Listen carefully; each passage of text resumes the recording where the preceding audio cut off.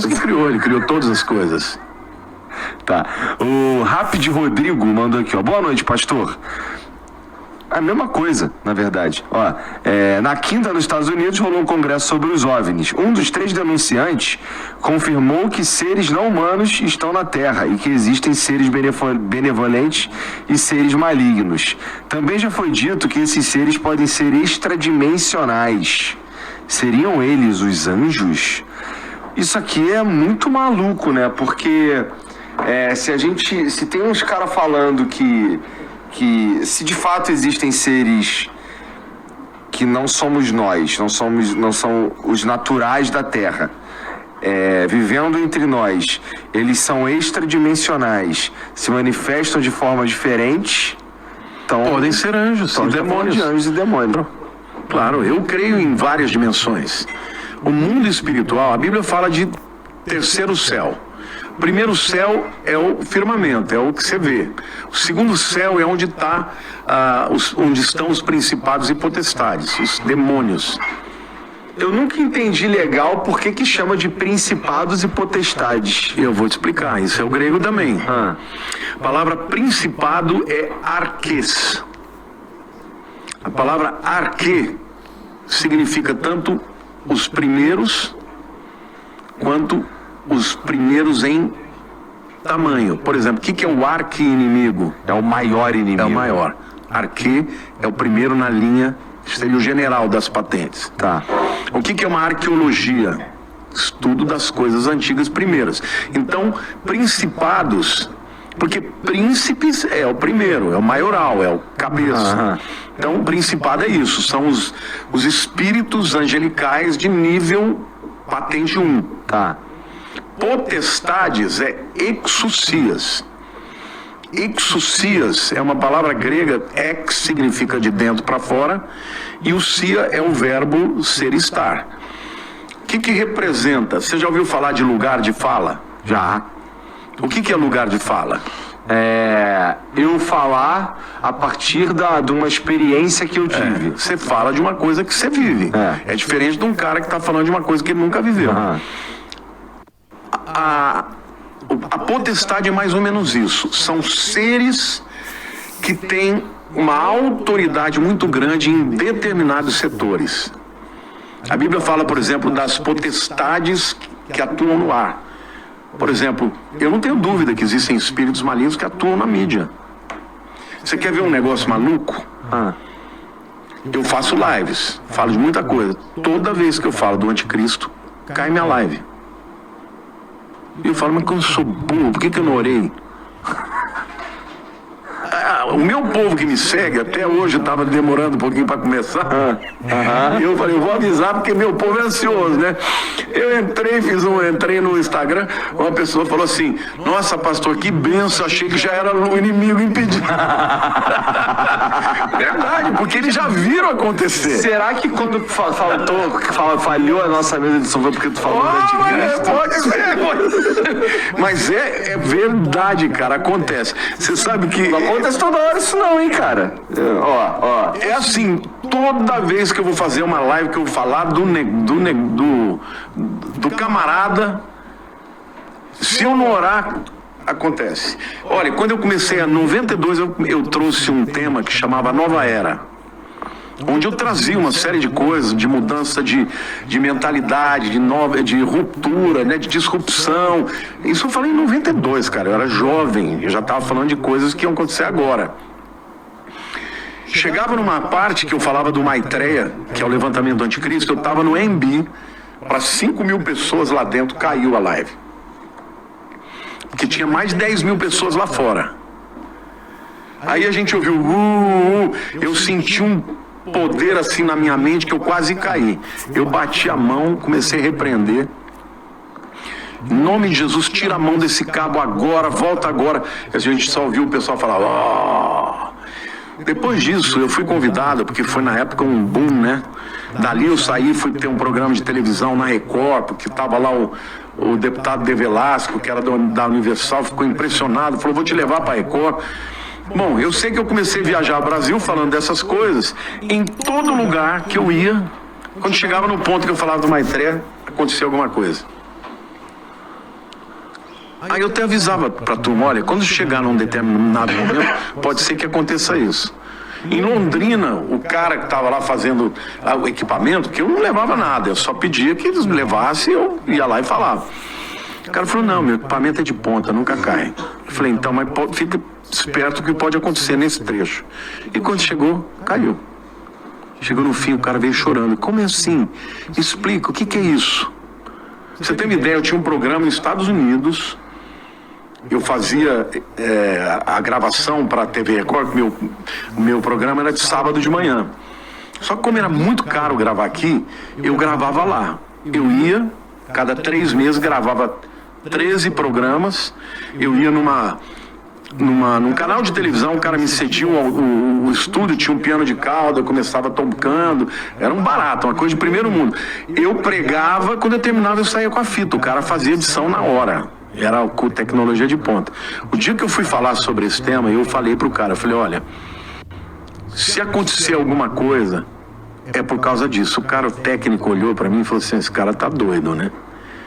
Você acredita que travou o negócio e não tinha ninguém que fizesse funcionar? Eu fiquei umas 2 horas esperando o cara tentar resolver e nada. Aí ele me chamou e falou, não sei, já fiz de tudo, não sei o que pode acontecer. Eu falei, você deixa eu orar? Ele falou, eu botei a mão e falei, Deus, isso aqui é pra tua glória. Se tem algum demônio aqui, toca agora e tira agora. Voltou tudo na hora. Então o mundo espiritual, cara, não é brincadeira. É real, eles existem. Agora estão numa outra dimensão. O fato de não serem matéria, estarem em uma outra dimensão, não significa que não sejam reais. Então, eu acho que a gente não pode querer ter resposta para tudo, e na Bíblia não te diz. Eu não tenho resposta para tudo. Tem até coisas que estão na Bíblia que eu sei que aquilo é verdade, mas eu falo, não entendi.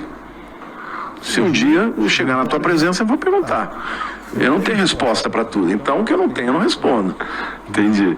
Para mim, Jesus é o máximo, entendeu? É a pessoa que é o meu modelo e é dele que eu falo, eu não prego religião. Como é que você entende, como é que você enxerga, como é que você vive Jesus, cara?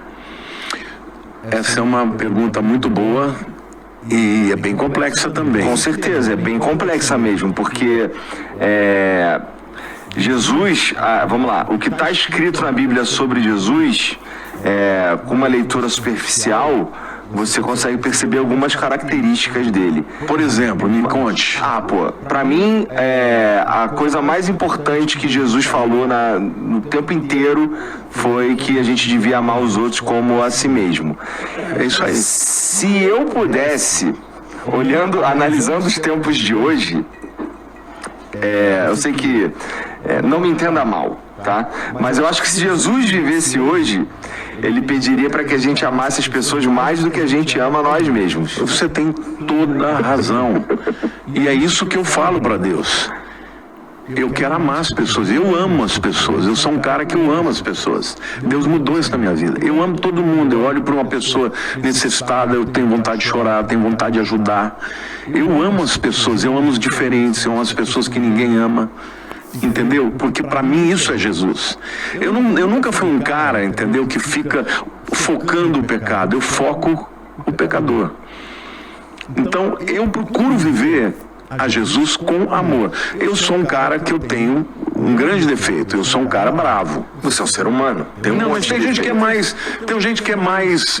Não, os meus defeitos são aparentes, vamos dizer assim. Tá.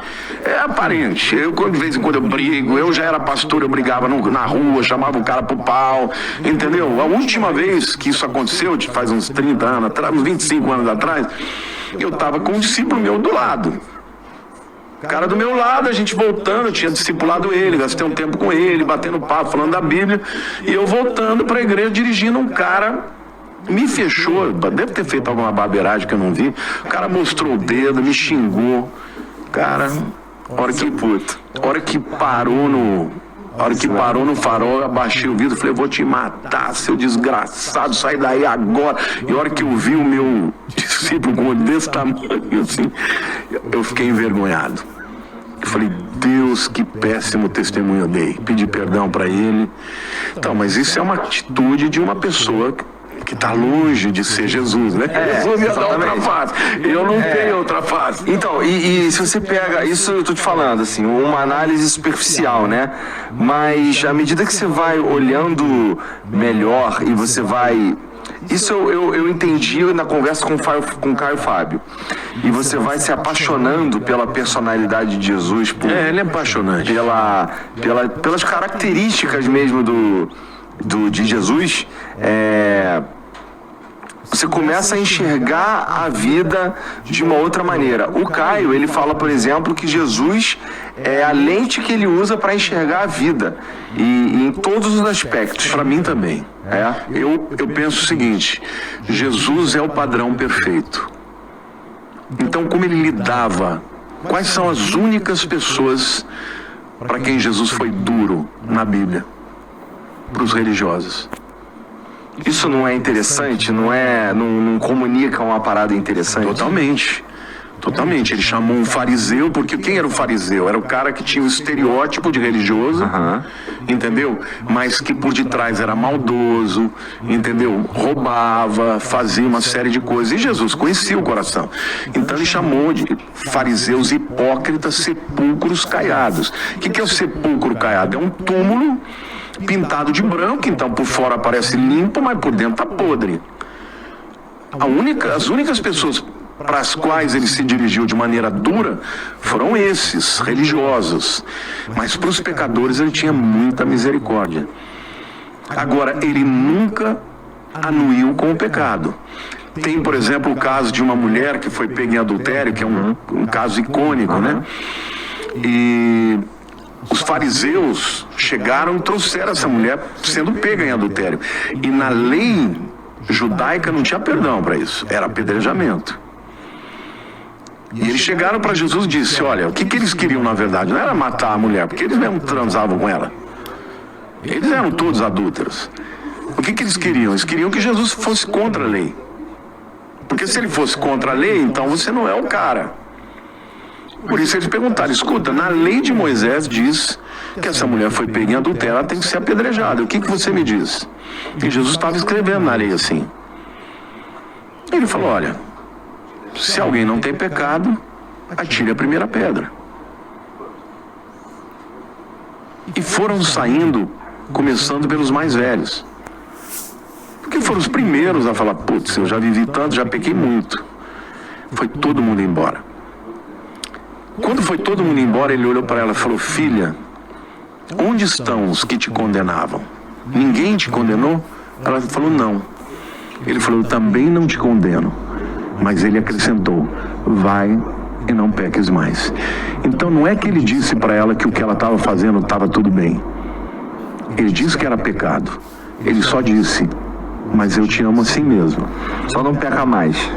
Lute para que isso não aconteça mais. E é isso na minha vida. Cara, quantas vezes eu erro na mesma coisa?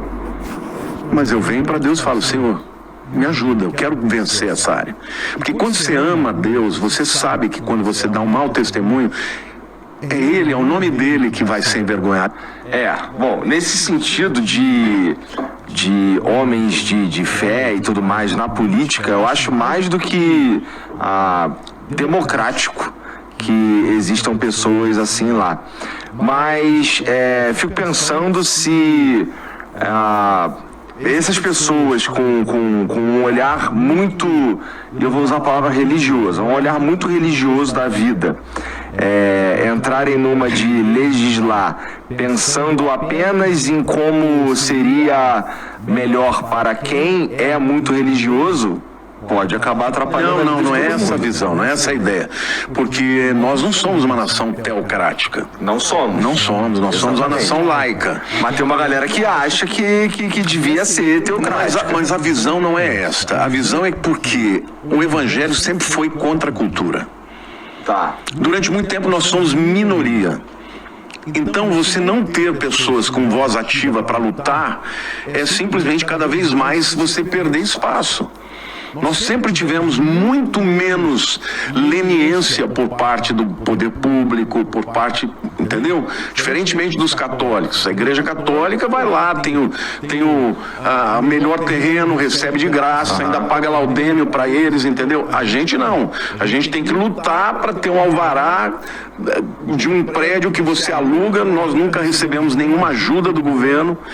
E se você não tem pessoas nos postos de liderança, você é avassalado, você é amassado. E nós começamos a entender, e eu tive essa visão, fui um dos pioneiros no Brasil nesse sentido, de dizer que o Brasil precisava de uma restauração, inclusive do ponto de vista da corrupção. Então, quando eu estava lá, eu não era um pastor. Embora eu nunca tenha deixado de sê-lo, né? Muitas pessoas me procuravam. Eu me lembro que teve um episódio que eu cheguei, eu sou sanguíneo, eu sou um pastor, mas eu sempre digo, olha, eu tenho meus defeitos e eu sou bravo. Eu me lembro que cheguei numa roda e tinha uns monte de deputados detonando, esses pastores, esses crentes são tudo bandidos. Eu falei, alto lá, não fala assim deles. Ele não fala, eu falo sim. Eu falei, retiro o que você disse, senão você vai dar conta disso. Só que eu não estava chamando ele pro pau. O cara achou que eu estava chamando ele pro pau. Eu falei, você quer sair na mão comigo? Vamos lá fora agora. Eu falei, não, meu amigo, eu vou te entregar na mão de Deus. O que você está falando é muito sério. Se você não se arrepender, eu vou pedir para Deus botar a mão sobre a tua vida. Aí veio todo mundo, não, deixa disso. Eu falei, olha, eu respeito todo mundo, mas chamar todos os pastores de bandido, sabendo que eu sou pastor, é dar um tapa na minha cara. Eu não vou admitir isso. No dia seguinte, o cara me procurou no meu gabinete. Pastor, eu não dormi à noite. Você retira aquela maldição? Eu falei, com o maior prazer. Mas eu queria te dizer, eu entendo que existam pessoas que tenham te dado essa ideia. Mas não generalize. E nem fale de pessoas que são honestas, e na grande maioria das pessoas são pessoas que ganham muito pouco, que fazem por amor, por um chamado. Não fale mais isso. Porque isso é um desrespeito, é um tapa na cara de quem é honesto e quem é de Deus.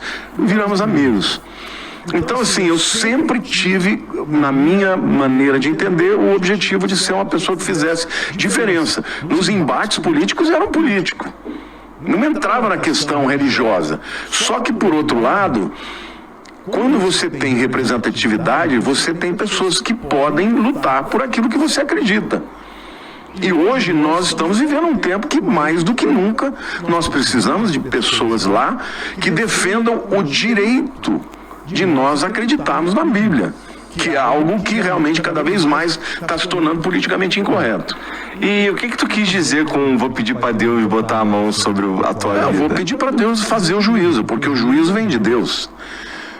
Eu não sou homem. Se eu, de alguma maneira, estabelecer algum tipo de juízo, eu, obviamente, posso ir contra a vontade de Deus e até mesmo deixar de dar um bom testemunho. Mas eu falei para ele, Deus, eu não estou aqui me defendendo. Eu estou aqui defendendo a maioria de pessoas que vivem do Evangelho porque amam ao Senhor.